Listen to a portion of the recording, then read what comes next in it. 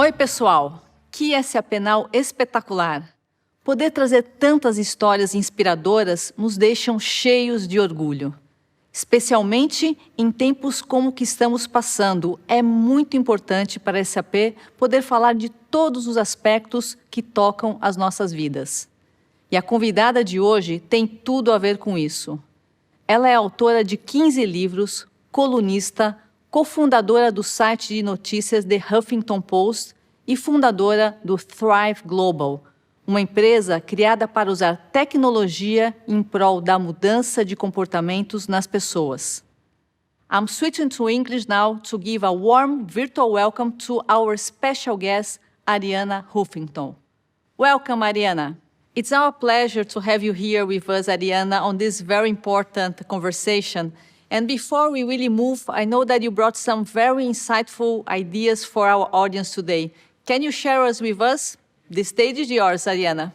Thank you so much, Cristina. I'm sure that we would both have preferred to be in the same place together, like you were last time I was in Brazil. In fact, I found out what you are wearing today, and I tried to match you. I'm really thrilled to be here with you. I'm thrilled about our partnership, and thank you for giving me an opportunity to share a few of our insights at Thrive with everyone listening. We are, of course, living through amazing, unprecedented times of trial when people are going through major losses of loved ones, financial losses. But throughout history, times of crisis are also a catalyst where we can change what was not working before and reimagine and build a world that is better than the one we're leaving behind. The pandemic is almost like a portal we are going through. And there was a lot before the pandemic that was not working for businesses and for everyone, including the dramatic increase in mental health problems, which of course now has been exacerbated in Brazil, and the increase in chronic diseases. And in terms of business, since the focus here is on business, those dangers and crises have a big impact on productivity. So that's what I want to talk about. We have some new data from our Thrive Science team that shows that the levels of stress and anxiety people are going through will have a 5 to 10% decrease on productivity. So companies need to address the mental resilience of their employees. Otherwise, there will be an impact on business outcomes, productivity, attrition, healthcare costs. So at Thrive, we are prioritizing mental resilience. In fact, we've built a mental resilience dashboard.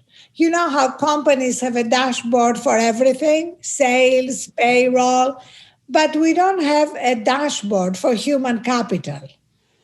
And really, at the moment, we are realizing that this is central to how a business operates.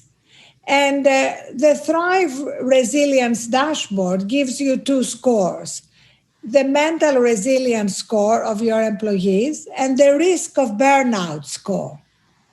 Because when your employees are burnt out, they're going to be less productive, they're more likely to leave the company, and that has a real impact on the business. The reason I'm optimistic, Cristina, is because we have discovered through all our work on behavior change that we can actually change our behaviors to be able to reduce stress and improve our mental resilience. And that happens through what at Thrive we call micro steps, small daily incremental steps that lead to healthier habits. And the impact is amazing. The first step, though, is a mindset shift because we've all been brought up in cultures that assume that in order to succeed, we need to be always on. And the truth is that when we are recharged, we are more effective and more productive. Look at athletes. Recovery is part of performance. So a mindset shift is the first thing. And then everyone listening needs to recognize that when we prioritize our own well-being, it's not self-indulgent. It actually makes us more effective in terms of everything we want to achieve. And maybe I can give you some of my favorite micro steps, all of them science-based. The first one has to do with the fact that stress is unavoidable in life. We are never going to eliminate stress, but we can eliminate stress becoming cumulative. And it's cumulative stress that's the problem that leads to hypertension, inability to sleep, etc.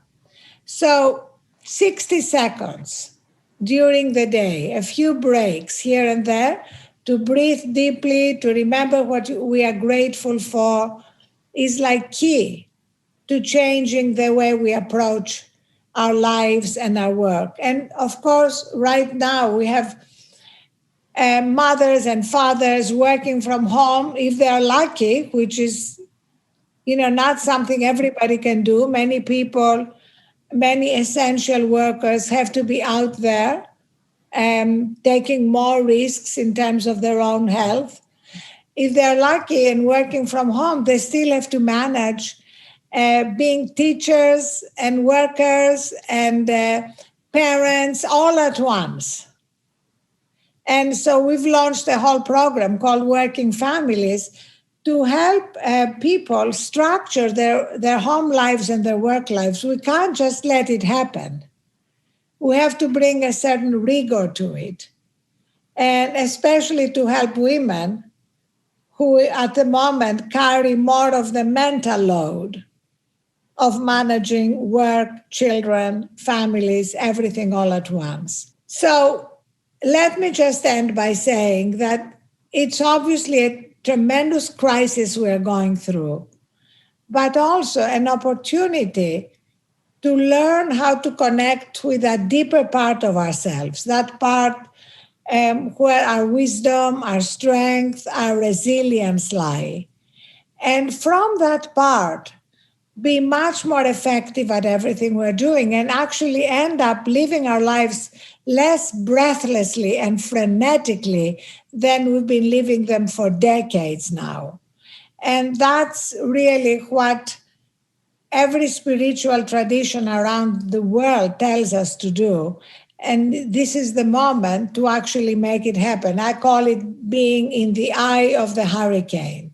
And from that place, it's easier to deal with the free-floating anxiety that at the moment is everywhere. And this is also an amazing moment for business. Business now is a real platform for change. And what we're realizing is that while digital transformations, technological innovations are critical, so is an emphasis on the human factor. Because you can have the best, most optimized workflow systems. If your employees are stressed out of their minds, they are not going to be productive. So that's really what I know you're a big believer in, Cristina. And I would love to turn it back to you and ask you, why is it that you consider mental resilience such an important part for businesses? Yeah, we are very aligned, and I'm very happy that we had those conversations many times in Brazil, the chance I had to meet also in New York. So I think the topic on mental health was always important for SAP, and now is even more important at those times. And I know that you prepared some special gifts for the audience. Yeah, you are far, but are really connected here. So what you can offer to start? Because everything seems very easy as when you say, but how we can start incentivizing this for this audience that are seeing you at this time, Arianna? Exactly, Cristina. My passion is to help people move from awareness to action. Like, I don't want people to just leave and say, yeah, she's right. I need to recharge more, or I need to strengthen my mental resilience. I want to leave you with a thriving mind resources kit, just a taste of some of the things you can do to strengthen your mental resilience. So the kit is going to include some of my favorite micro steps.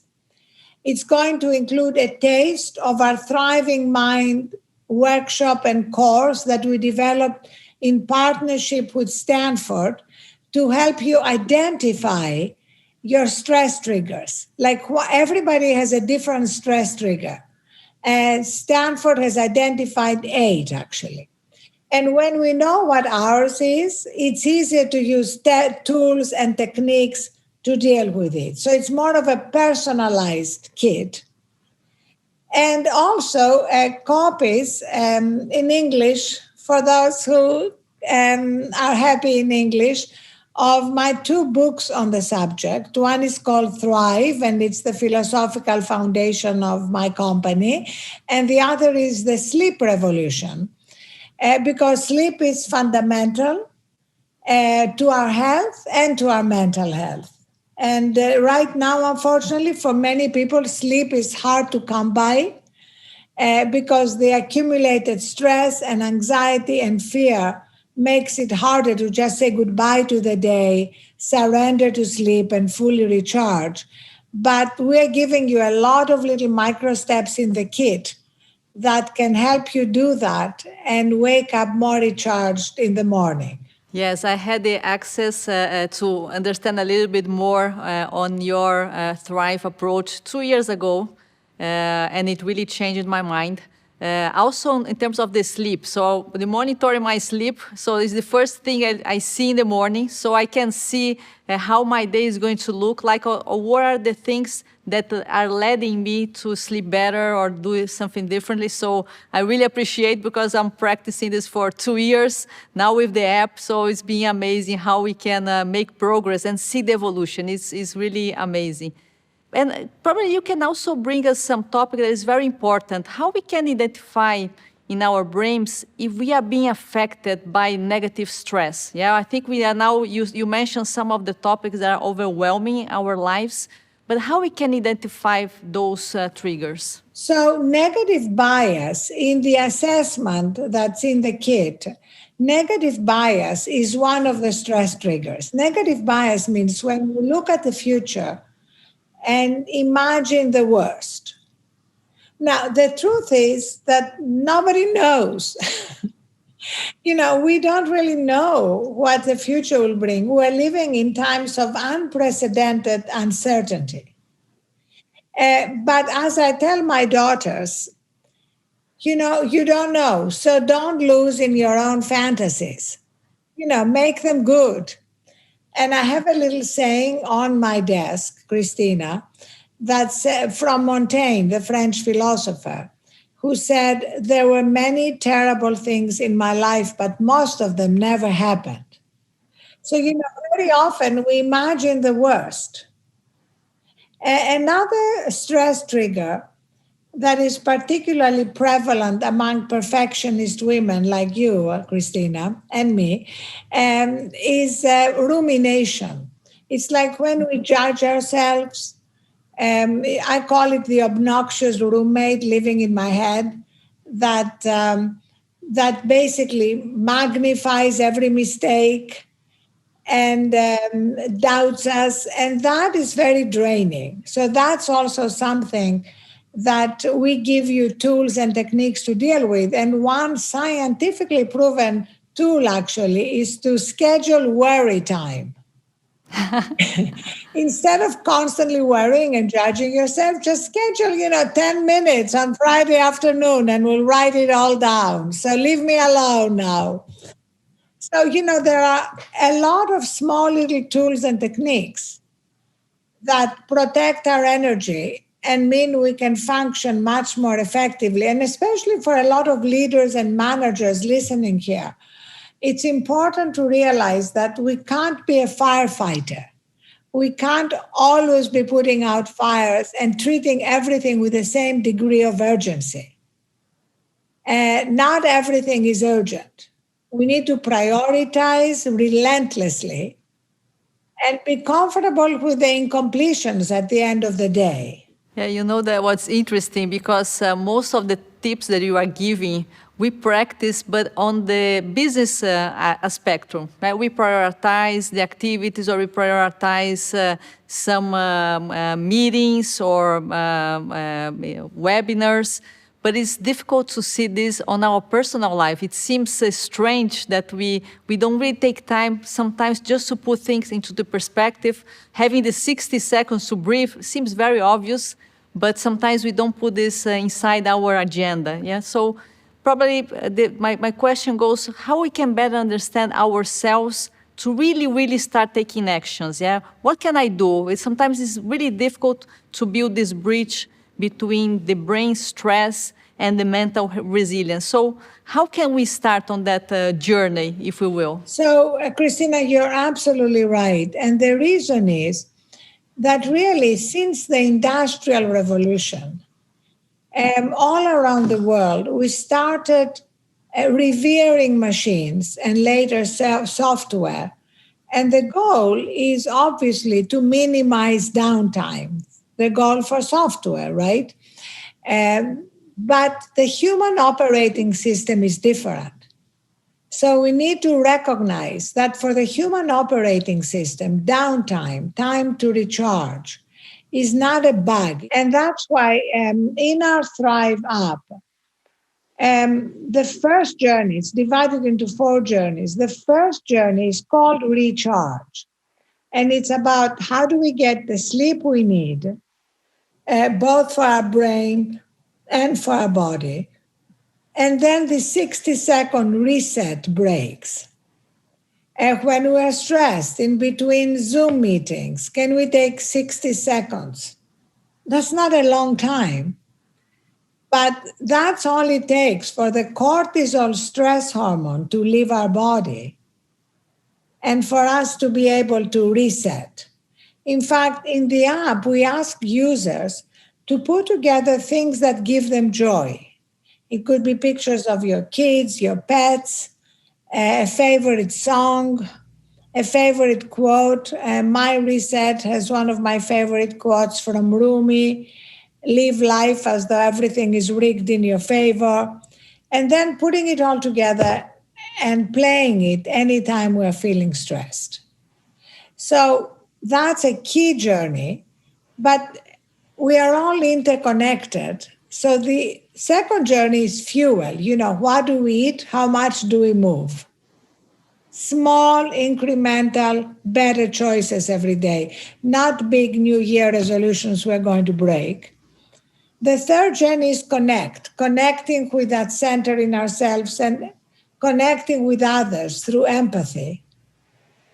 And finally, focus. As you mentioned, Cristina, the stress and anxiety of these times make it harder for people to focus. In fact, Google searches for how can I get my brain to focus are up 300%. That's why for companies focused on productivity, helping their employees manage their stress and anxiety better is key. Yeah, no, amazing. And lots of things for us to process. And the high focus that we have on individuals is very strong. But I believe that the companies also have a big responsibility on how they take care of the business, but also of their teams, right? Do you believe that purpose-driven companies are more likely to embrace the mental health programs? Any recommendation? Because I think we need to scale. As we mentioned before, we need to have more allies across the world. And the companies should be this big drive. How do you see the purpose of the companies and their concerns on the mental health of the employees? Absolutely. And that's, Cristina, is connected to the theme of your event, how becoming intelligent enterprises allows us to achieve incredible business outcomes. I really believe that driving mental resilience for employees is a key to achieving incredible business results sustainably. You can power through for a few days, a few weeks, but then you burn out, you break down. So companies need to focus on sustainable results and purpose, communicating the values of the company so that employees can practice them and embodying them is a very important way to achieve business outcomes. That's what companies are realizing now.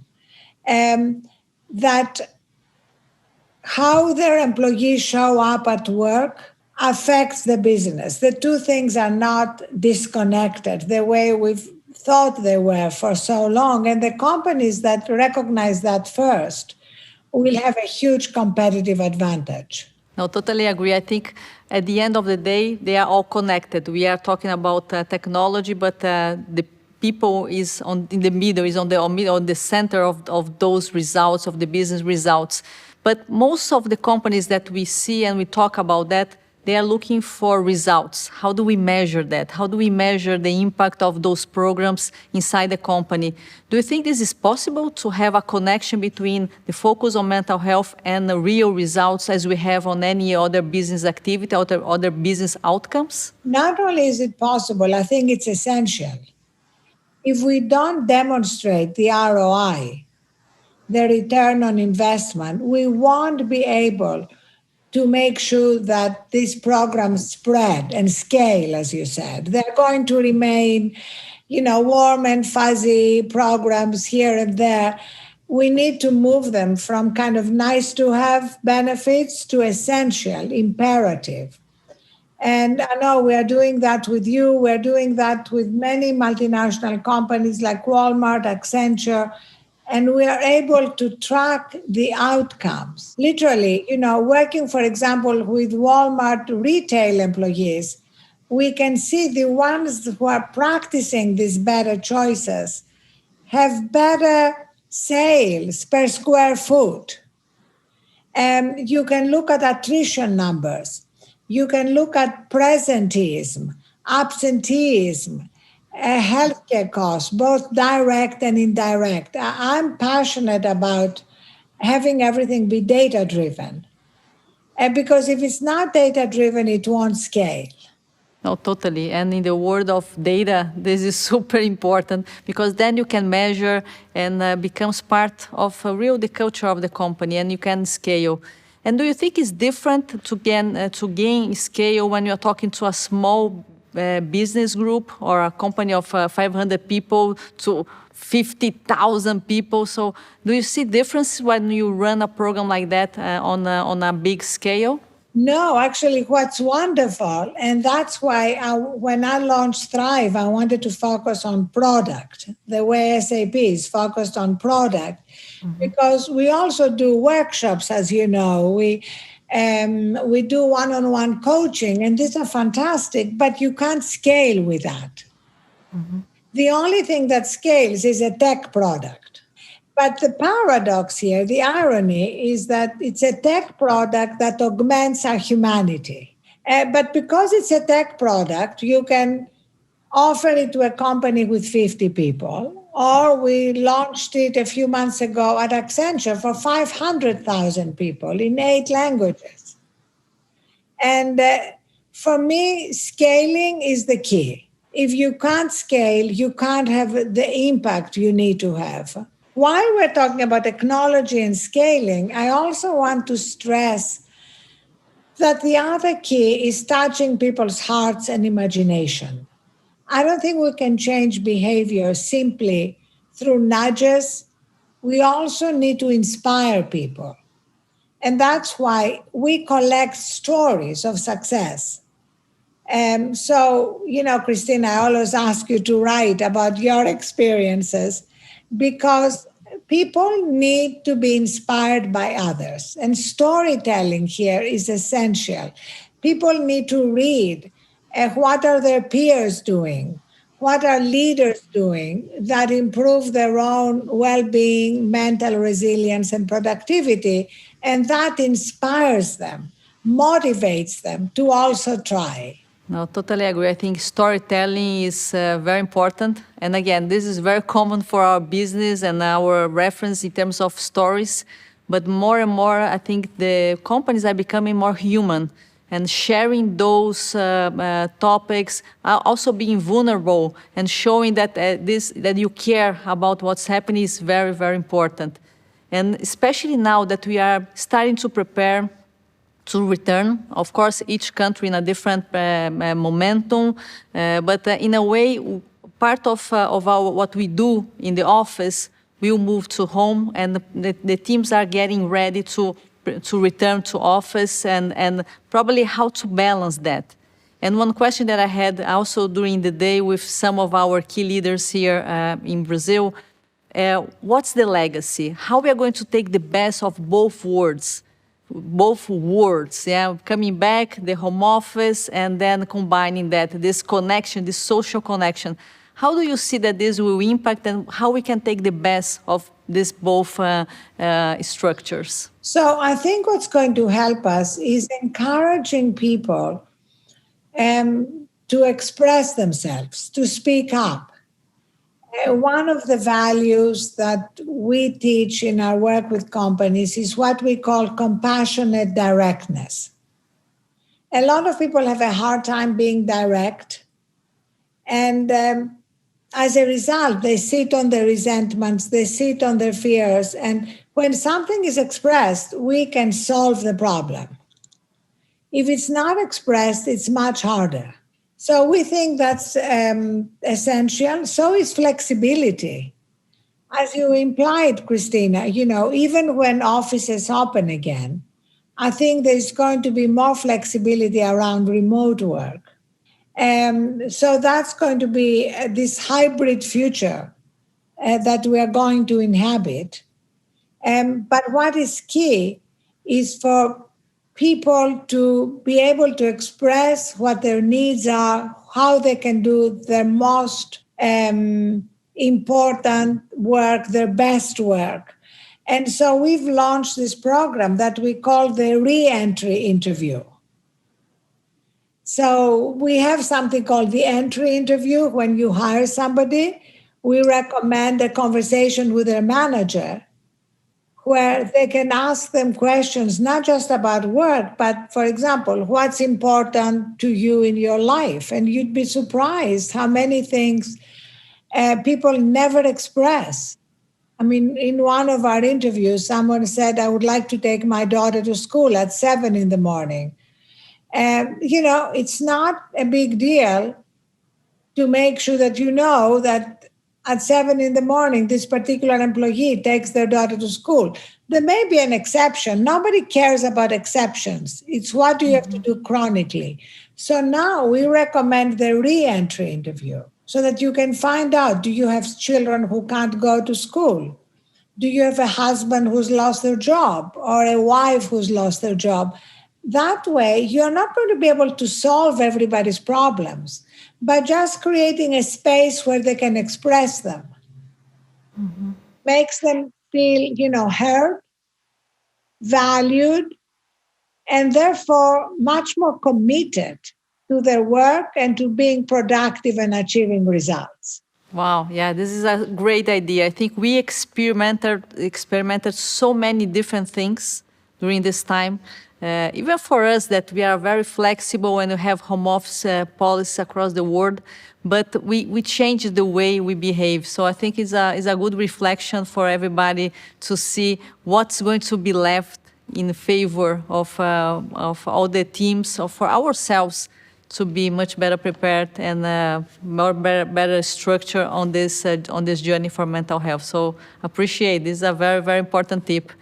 And we are coming to the end of our conversation. Of course, we could be here for long hours, but I really would like to have your final thoughts or any idea of what's coming, what else we should be addressing on this momentum for this audience. It's been a privilege to have you here.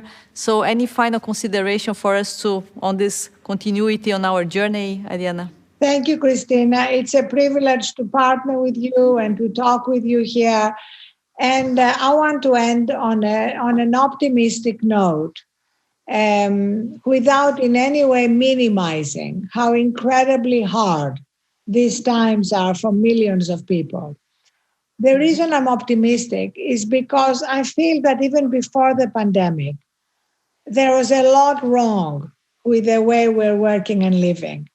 The World Health Organization had acknowledged burnout last spring as an occupational hazard that had affected people's health, mental health, productivity.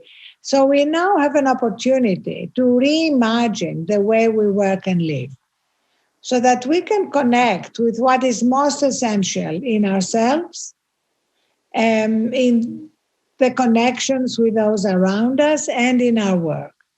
So I feel that provided we recognize that we are not going back, we need to build a better, fairer, more empathetic, and more creative world, then I feel this time of trial, this crucible, will also have been a catalyst for fundamental and much needed change. Yeah, I'm very optimistic as well, Arianna, and it's been a privilege of having you here at our SAP Now Brazil, talking about mental health and all the lessons and tips that you gave me. So thank you so much, and hope to see you in person pretty soon. Me too. Thank you so much, Cristina. Thank you. Bye.